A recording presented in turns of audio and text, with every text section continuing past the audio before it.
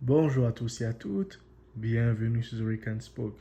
Les amis, j'ai le plaisir de vous retrouver en ce jour en vue de faire un nouveau débriefing, mais cette fois-ci les gars, de la finale ayant opposé le Paris Saint-Germain à l'Inter de Milan les gars. Franchement, qui l'aurait cru cette année que le PSG l'aurait emporté après avoir mal débuté sa Champions League, après avoir était proche du précipice, d'être éliminé, les gars. Le PSG était déjà, je crois, 26e. On se rappelle déjà, avant le mois de décembre, les gars. Je crois, avant les barrages. Mais le Paris Saint-Germain s'est sorti de ce piège. Mais encore une fois de plus, les gars, je suis très content. Pourquoi? Parce que moi, quand je vous avais annoncé sur cette chaîne à l'époque la signature de Luis Enrique, je vous avais dit que cet entraîneur, c'est un entraîneur légendaire. C'est une légende, Luis Enrique. Car sa signature au Paris Saint-Germain allait faire du grand bien à cette équipe. Que Luis Enrique a apporté une touche fine à cette équipe du PSG et qu'il était capable de leur faire gagner des trophées majeurs. Et ça, je l'avais bien annoncé depuis le début, les gars. Si vous suivez cette chaîne, vous vous souviendrez de ce que j'avais dit à l'époque. Et c'est dommage aujourd'hui que Kylian Mbappé ne soit pas de la fête. Mais bon, c'est le football, les gars. Il fallait bien que ça arrive un jour. Et aujourd'hui, belle manière de gagner du Paris Saint-Germain. Alors, on va d'abord revenir sur cette rencontre qui était fantastique, les gars. On a vu une magnifique équipe du Paris Saint-Germain qui a franchement dominé l'Inter de Milan. Ça fait un bon bout de temps que moi je suis des finales de Ligue des Champions.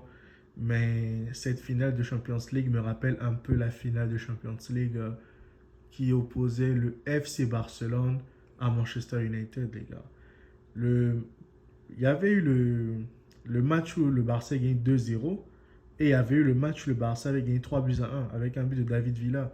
Et le 2-0, c'était avec Samuel Eto'o.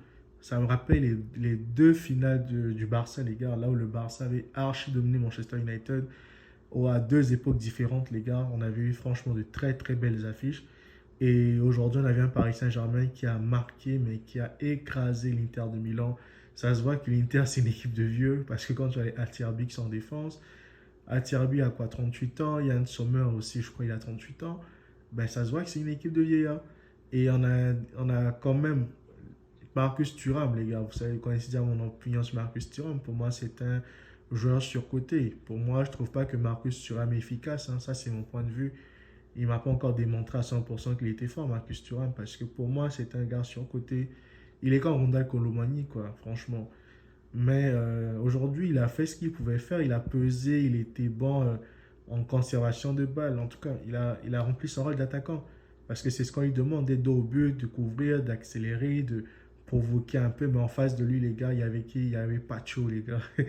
Pacho, l'équatorien. Quel joueur efficace ce type. Je le découvre, hein, je le découvre au Paris Saint-Germain cette année parce que moi, je ne le connaissais pas, Pacho. Peut-être que certains le connaissaient. Mais Pacho, quel joueur efficace, les gars. Quel joueur efficace. Quel défenseur. Marquinhos, le vieux, les gars, il a tenu, franchement. Chapeau à Marquinhos encore. Parce qu'il fallait être là. Il y avait déjà des rumeurs comme quoi il devait quitter le Paris Saint-Germain. Mais Marquinhos a tenu, les gars. Kipembe, n'en parlons même pas. Presnel Kipembe aujourd'hui, franchement, il fallait être présent, il fallait le faire, les gars. Il fallait écrire l'histoire.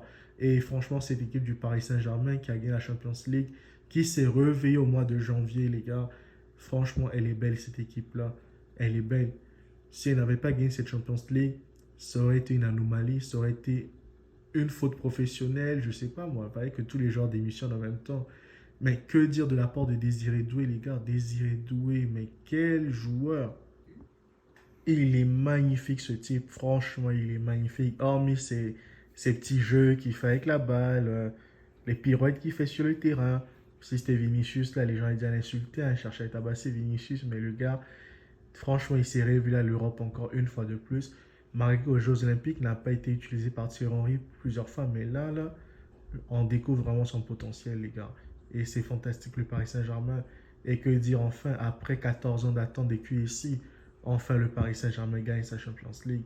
L'année passée, l'élimination contre Dortmund était frustrante parce que le PSG avait touché des poteaux. Le Paris Saint-Germain méritait d'aller en finale l'année dernière, mais le réalisme n'était pas là au rendez-vous. Et que dire de Kvaratskhelia, les gars, qu'est-ce qu'il est doué ce type aussi. Il a apporté une nouvelle ère au Paris Saint-Germain. une nouvelle fraîcheur, une nouvelle saveur sur cette équipe du PSG. Aujourd'hui, il n'y a que du positif, les gars, tellement que le Paris Saint-Germain a dominé, a écrasé son match. Franchement, ils ont plié cette équipe de l'Inter de Milan 2. Mais on savait déjà que l'Inter, c'était pas une équipe. Franchement, battre le Barça 4-3. Et dans le scénario du match qu'on avait vu, il s'était surpassé. Mais aujourd'hui, c'était le grand jour. Et aujourd'hui, il fallait être plus fort que le Paris Saint-Germain pour l'emporter. Malheureusement pour les Interistes, bon, on va les attendre, hein. Peut-être l'année prochaine, ils reviendront. Mais je pense que l'année prochaine, c'est Kylian Mbappé et le Real Madrid qui vont gagner. Voilà, c'est ce que je pense. En tout cas, c'est mon point de vue, that's my viewpoint. Je pense que l'année prochaine, c'est le Real et Mbappé qui vont pouvoir l'emporter. Mais si Xabi Alonso joue avec trois défenseurs, franchement, et c'est une défense comme celle de l'Inter, ben moi, ça me fait peur. Mais en attendant de voir dans ce que ça a donné, encore une fois, bravo Paris Saint-Germain, bravo, bravo.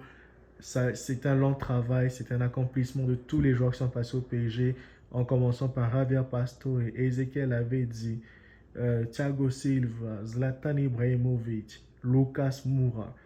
Tous les joueurs qui ont porté ce maillot du PSG, les Neymar, les Kylian Mbappé, Messi, je ne compte pas parce que Messi n'a rien fait de bon au PSG, mais franchement, ceux que j'ai eu à citer précédemment, Laurent Blanc, franchement, c'était un très très bon entraîneur pour le Paris Saint-Germain, mais aujourd'hui, Luis Enrique, c'est Luis Enrique, les gars, et reste à Luis Enrique, Christophe Jallet, les gars. Franchement, Blaise Matuidi Charo, partout sur le terrain, il était présent. Et c'est beau à voir comme ça aujourd'hui, le voir le PSG être récompensé après tant d'années d'efforts, 14 années d'efforts. C'est formidable. Bravo Paris Saint-Germain, bravo supporters parisiens. À l'année prochaine, peut-être que c'est un nouveau cycle qui commence, mais on a hâte de voir ça et on a hâte d'y être l'année prochaine pour des nouveaux matchs de Ligue des Champions, des très très beaux matchs de Champions League, les gars. Allez, moi je vous dis à très bientôt. Si jamais vous avez aimé cette vidéo, ben, écoutez, abonnez-vous, commentez, partagez autour de vous et moi je vous dis à très bientôt pour une prochaine vidéo, les gars. Prenez bien soin de vous. See you guys. Ciao. Bonne fête aux Parisiens et bonne nuit à tous. Ciao, ciao, ciao.